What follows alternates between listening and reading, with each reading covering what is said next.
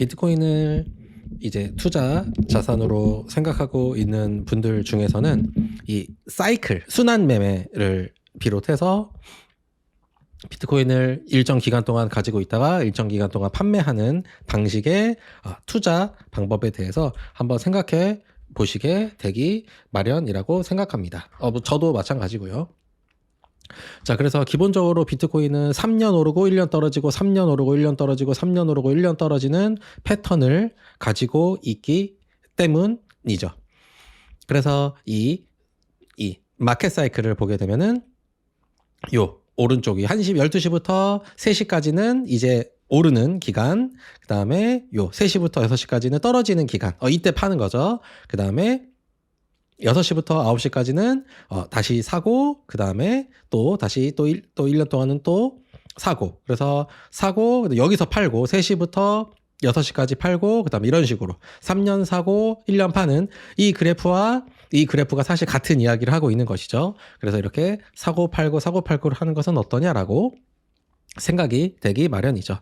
자, 그래야 해서 2025년까지 적립을 해서 계속 모으고, 그 다음에 26년부터가 아니라 26년 동안, 1년 동안 분할로 다 파는 거죠. 그 다음에 27, 28, 29, 3년을 다시 또 적립으로 모으고, 이런 식으로 계속 2030년에는 다시, 이제 분할로 다시 파는 거죠. 또 다시 판매. 매도하는 거죠. 판매. 이런 식으로 계속해서 사이클을 투자하는 것이 어떤가라는 생각을 가지게 되고, 그리고 이런 식으로 주장하시는 분들이 있지요. 자, 이런 식으로 규칙을 가지고 그 규칙에 의거해서 하는 투자를 퀀트 투자라고 합니다. 퀀트 투자는 꼭 이런 것뿐만 아니라 뭐 계절로 할 수도 있고, 그 나만의 그런 원칙이 있죠. 뭐 선거가 있을 때 뭐 그 다음 해까지는 뭐 반영되기 때문에 뭐 그때까지는 샀다가 그 다음에 팔고, 뭐 주식이 됐든 부동산이 됐든 어떤 투자 시내에서나 이런 규칙에 의거하여서 투자를 하시는 분들이 실제로 존재하고 매우 합리적이라고 생각합니다. 자, 그렇다면 이것이 매우 합리적이면 그럼 하면 되느냐? 그래서 무지성으로 계속 적립식으로 계속 모아가는 것과 저런 식으로 사이클에 맞춰서 사이클 퀀트 투자를 하는 것이 어떤 것을 추천하냐고 하면 저는 사이클을 추천을 하게 되겠죠.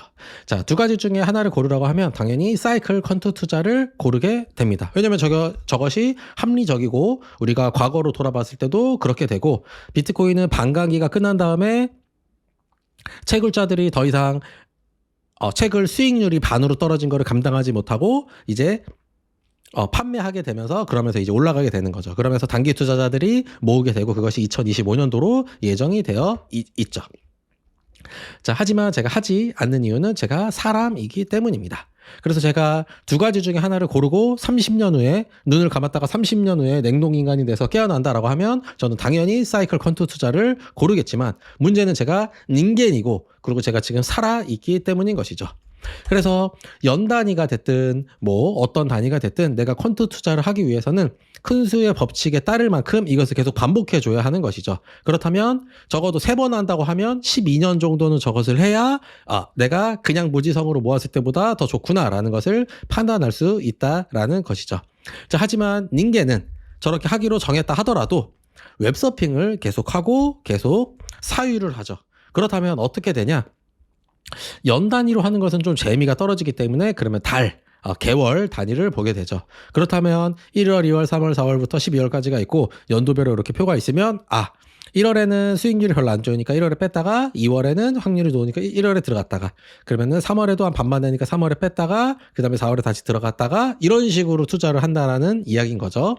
뭐 이 표만 보더라도 뭐 그렇게 되지 않아요. 또 이렇게 할 수도 있어요. 3연속 마이너스가 떨어지면 그 다음 달에 무조건 오르더라. 그럼 3개월이 떨어졌을 때 사고, 그런 식으로 뭐 이런 식으로. 근데 여기는 또 3연속 하면은 그 다음에 떨어진 경우가 있네요. 이런 것들을 계산을 해서 언제가 연속되는지를 이 옆으로 그 해 안에서도 개월 단위로도 계산을 할 수가 있다. 뭐 이런 것도 또한 퀀트가 되겠죠. 자, 하지만 내가 처음에 연 단위로 3년 사고 1년 팔고 3년 사고 1년 팔고를 하기로 해놓고서 바로 닌겐은 웹서핑을 하고, 그리고 지속적인 사유를 하기 때문에 지속적인 사유, 그 다음에 시간이 남아들죠. 현생의 한가함. 독서를 하지 않으면 한가해지는 거죠. 독서, 운동을 하지 않음. 그럼 여기서부터 이제 사고가 나는 것이죠. 그럼 이제 달 단위를 하게 되고, 그 다음에는 뭐하러 달로 하냐? 1단위로 하면 되는데 그러면서 이제 차트를 1단위로 보게 되고 그러면서 분단위, 그 다음에 선물 2배, 선물 3배, 그 다음에 뭐하러 2배로 하냐? 시간 아깝게 10배로 한 번에 가면 되지. 이런 식으로 이제 올라가게 되는 것이죠. 자, 그렇다면 확률적으로 이 영상을 보는 사람의 매우 압도적인 다수는 안 되죠. 왜냐하면 저런 것이 내가 될 수 있는 사람이라면 이 영상을 볼 시간에 이미 이것을 하고 있겠죠. 그래서 이 영상을 보지 않는다. 그래서 이 영상을 보는 너는 안 되는 사람이다라는 것이 확률적으로 판단이 된다라는 것입니다. 자, 똑같이 크립토 순환매도 있죠. 자, 크립토가 화랑기에 들어가는 그 해가 되면은 자금이 비트코인에 모으고 그럼 비트코인이 충분히 성장하게 되면은 그 비트코인에 대해서 수익을 확정하기 위해서 이제 익절을 하게 되죠. 그러면 그 돈을 가지고 집에서 쉬는 것이 아니라 심심하죠. 그러면 라지 캡스로 가고 알트코인들 중에서 시총이 높은 거, 그 다음에 미드캡, 그 다음에 로우캡스 이런 식으로 이 자금이 순환매를 하기 때문에 그러면 올랐을 때 비트코인을 팔았다가 그 다음에 이더리움을 샀다가 그 다음에 이더리움을 다시 판 다음에 30위권의 알트를 산 다음에 그 다음에 그걸 뺀 다음에 그걸로 득보 알트 중에서 성장 가능성이 높은 것을 골라갖고 이런 식으로 하면 되는데 이것이 과연 가능할 것인가?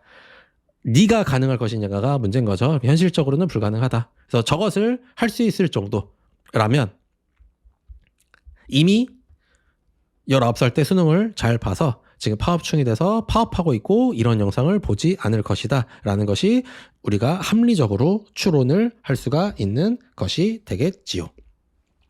자, 음아파트가 제가 좋아하는 음아파트 34평이 79년도에 분양가가 2천만 원이었어요.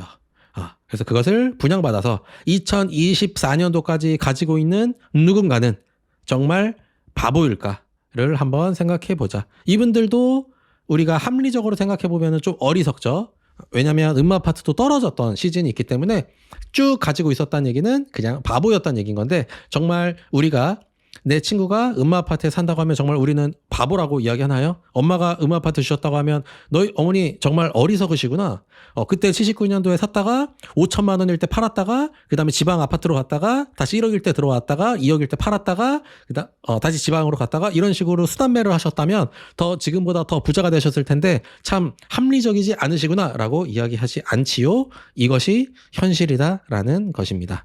우리가 좋아하는 드라마의 진도준이 정말 바보일까? 이 친구가 이제 할아버지한테 돈은 화폐 단위가 떨어지기 때문에 분당에 있는 땅을 달라고 해서 뭐 나중에 엄청난 수익을 봤다 뭐 이런 이야기 있는데 이 친구 그러면 정말 바보일까요?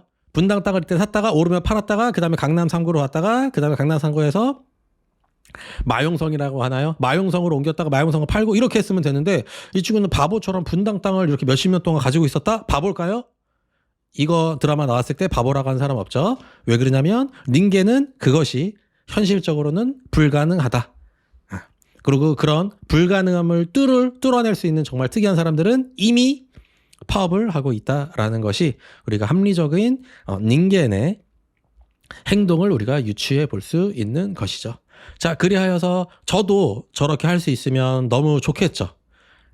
할 수 있으면 누가 해준다고 하면은 뭐 제 돈을 맡길 의향도 있기도 하지만 그것은 현실적으로 너무나 불가능하고 왜냐면 걔네들 파업하고 있어갖고 뭐 저랑 놀지 않기 때문에 뭐 제 돈을 어떻게 전달할 방법이 없습니다. 그리하여서 제가 추구하는 것은 경화를 저축하여서 지금처럼 계속 근검 절약하면서 시간 선호를 낮추고 미래의 보상을 거두려는 동기로 더 나은 내일을 생각하면서 하루하루를 살아가는 것 그리고 운동하고 운동, 공부, 대인관계 다양한 사람들을 만나는 것 이런 것들을 항상 지금보다 더 하려고 하는 그런 삶을 사는 것을 추구하기 때문에 저는 이런 식으로 비트코인을 투자한다기보다는 적립식으로 적금을 하고 있다, 모아가고 있다라는 말씀을 드리면서 이런 것들을 뚫어내고 이런 진도준 바보 같은 사람 말고 저기 샀다가 저또 팔았다 이렇게 옮겨갔다 하면서 결국에 제 돈을 불려주실 분 있으면 댓글 달아주시면 제가 한번 저는 맡길 의향이 있다. 그럼 너무 좋죠. 그럼 개꿀이죠. 그렇게 생각을 하고 있습니다. 그리고 제가 좋아하는 이 멘트는 어떤 책에서 나오는 이야기인지 아시죠? 더 피아트 스탠다드에 나오는 요 사이페지 나모스 아저씨가 하신 말씀이라 제가 최근에 밀고 있는 이런 표어로 생각하고 있습니다. 감사합니다.